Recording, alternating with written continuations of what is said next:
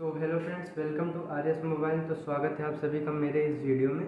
तो आज की इस वीडियो में हम जानेंगे कि हमारा जो मोबाइल फ़ोन होता है उसमें क्या कहते हैं रिंगर कैसे वर्क करता है। अर्थात हमारे कहने का मतलब यह है कि जो मोबाइल फ़ोन होता है उसमें रिंगर अर्थात स्पीकर कैसे वर्क करता है। कई बार हमारा जो रिंगर होता है वह अजीब तरह से वर्क करता है, मतलब कभी फटी फटी आवाज़ आना, कभी आवाज़ के साथ नॉइज़ आना, कभी क्या तो कभी क्या, अजीब अजीब तरह के प्रॉब्लम्स हमारे रिंगर से रिलेटेड आती हैं। तो सबसे पहले आप क्या करते हैं, यदि रिंगर में प्रॉब्लम आती है तो आप रिंगर को चेंज करते हैं, और रिंगर को चेंज करने में प्रॉब्लम नहीं सॉल्व होती है तो आप बोर्नियो या स्कीमेटिक कोई भी डायग्राम आप यूज़ करते हैं, तो उस डायग्राम की मदद से आप उसको डायग्नोज करने का प्रयास करते हैं, बट आप उसको रिपेयर नहीं कर पाते।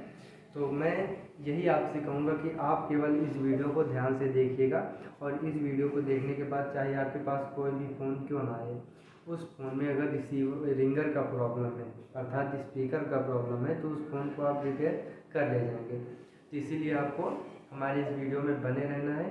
तो रिसीवर में कैसे कैसे वर्क होता है, उसकी लाइनें कैसी होती हैं, उसको उन लाइनों को कैसे ट्रेस करेंगे, उन लाइन में कंपोनेंट्स कैसे होते हैं, उनकी टेस्टिंग कैसी होती है, ये सभी हम जानने का प्रयास करेंगे। तो आइए देखते हैं इस वीडियो में। तो हेलो फ्रेंड्स, तो आ चुका हूँ मैं अपनी कंप्यूटर की स्क्रीन पर, और हम इसमें पता चल रहे हैं पढ़ने की हमारे फ़ोन में कैसे ऑडियो आईसी से स्पीकर या रिंगर कैसे काम करता है। तो सबसे पहले हम यहाँ पर देखेंगे कि जो हमारा चार्जिंग आईसी है, चार्जिंग आईसी से बीपीएस निकलता है। देख लीजिए आप, चार्जिंग आईसी से बीपीएस निकल रहा है। बीपीएस कितना होता है, 3.7 से 4.2, और बीपीएस की लाइन में कैप लगे होते हैं जो कि लाइन को फ़िल्टर करने का वर्क करते हैं, और कैपेसिटर से निकलने के बाद ये बीपीएस की लाइन हमारी ऑडियो आईसी पे आती है। फिर उसके बाद ऑडियो आईसी से निकल कर यहाँ पर आप देख सकते हैं कि दो रजिस्टर लगे हुए हैं, और रजिस्टर की लाइन में कैप लगा हुआ है। तो सबसे पहले आप यहाँ पे देखेंगे कि दो रजिस्टर के द्वारा यहाँ से निकल कर यह लाइन पावर आईसी में आई है, दो लाइनें निकल करके, और ये पावर आईसी में आई हैं, और ये वोल्टेज की लाइनें हैं। और ये लाइनें एलडीओ की लाइनें होती हैं, जैसे वीरेग L5 1.8, खासकर ये सब 1.8 वोल्टेज की लाइन होती हैं। ये पावर आईसी के अंदर इनबिल्ड लाइनों से बनते हैं। और उसके बाद हम देखेंगे पावर आईसी से जब देखेंगे तो यहाँ पर सीपीयू को दो लाइनें जा रही हैं। जब सीपीयू से सिग्नल इनेबल होगा तभी पावर आईसी से यहाँ पर वोल्टेज निकलेंगे। हमारे कहने का मतलब ये है, जब सीपीयू से सिग्नल इनेबल होगा तभी पावर आईसी से यह वोल्टेज निकलेंगे। उसके बाद सीपीयू सेंस करके, सीपीयू क्या कहते हैं, सेंस करके डिस्प्ले पर जैसे ही हम टच करते हैं, अर्थात हमारे कहने का मतलब ये है कि हम डिस्प्ले पर टच करते हैं, रिक्वायरमेंट अर्थात सॉन्ग बजाने के लिए हम जैसे ही डिस्प्ले पर यहाँ पर टच करेंगे तो सीपीयू सेंस करेगा, यहाँ से सीपीयू सेंस करेगा।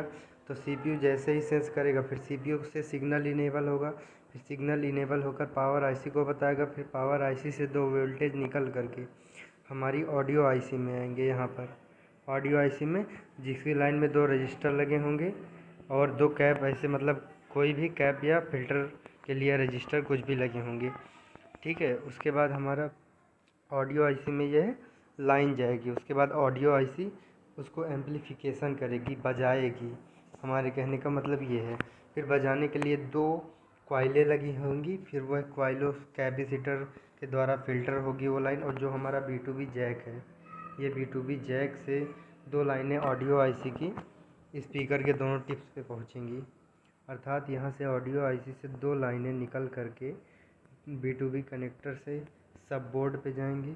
फिर सब बोर्ड से दो कॉइल और कैप, TBS डायोड ये सब लगे होंगे। फिर ये लाइन फ़िल्टर होकर सीधा हमारे टिप्स पर पहुंचेगी। और हमें सबसे पहले इसको ट्रेस करने के लिए सबसे पहले हम इस पर GR चेक करेंगे। GR चेक करेंगे, अगर यदि इस पर GR आ रहा है तो इसका मतलब है यह है कि हमारा जो है ऑडियो आईसी तक की लाइन ओके है, यदि GR आ रहा है तो। और यदि GR नहीं आ रहा है तो हमारी सीरीज़ कंपोनेंट या तो कॉइल ख़राब होगा, और GR वैल्यू लो आ रहा है फिर भी सीरीज़ कंपोनेंट्स ही ख़राब होंगे। और यदि GR वैल्यू नहीं आ रही है, बीप आ रहा है, तब हमारे पैरेलल कंपोनेंट्स जो है शॉर्ट हो गए होंगे। और यदि हमारा GR वैल्यू यहाँ तक आ रहा है, फिर भी स्पीकर वर्क नहीं कर रहा है, तो इसका मतलब पावर ऑडियो आईसी को जो वोल्टेज मिलते हैं पावर आईसी से वो नहीं मिल रहे हैं। या तो पावर आईसी डैमेज हो गई होगी या फिर सीपीयू की सेंसिंग में कमी हो गई होगी।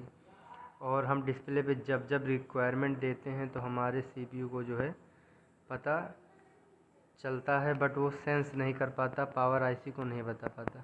तो आइए हम एक बार फिर से इस सेक्शन को पढ़ते हैं। तो सबसे पहले देखिए हमने क्या किया, डिस्प्ले पर टच किया गाने को बजाने के लिए, फिर उसके बाद यहाँ से निकली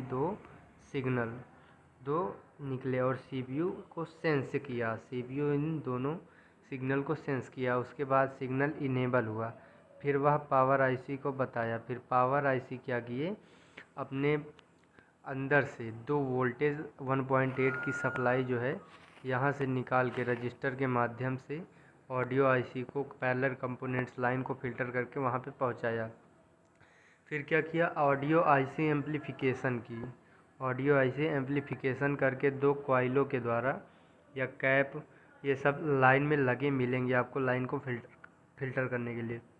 फिर B2B जैक, मतलब हमारे कहने का मतलब ये है कि जो मदर बोर्ड होता है उसमें से सब बोर्ड के पत्ते तक की कनेक्शन हुई, फिर सब बोर्ड में कॉइल और कैपेसिटर या डायोड लग करके तब जाके हमारा स्पीकर बजता है। इतनी वर्किंग होती है हमारी। और ऑडियो आईसी को पावर आईसी से वो 2 वोल्टेज तो मिलेंगे, बट उसको चलने के लिए जो है बीपीएस पावर ऑलरेडी पहले से ही उसको मिलता रहता है। बट जो ये मेन सप्लाई है बीपीएस पावर इसको ऑलरेडी मिलता रहता है, बट ये जो मेन सप्लाई है ये तो उसको तभी मिलेगी जब हम डिस्प्ले पे रिक्वायरमेंट देंगे, उसको टच करेंगे। तो आशा करते हैं कि इस डायग्राम से हमारा यह वीडियो आपको बहुत ही अच्छा लगा होगा और आप मदरबोर्ड अर्थात फ़ोन के अंदर हमारा रिंगर कैसे काम करता है, स्पीकर कैसे काम करता है आपको समझ में आया होगा।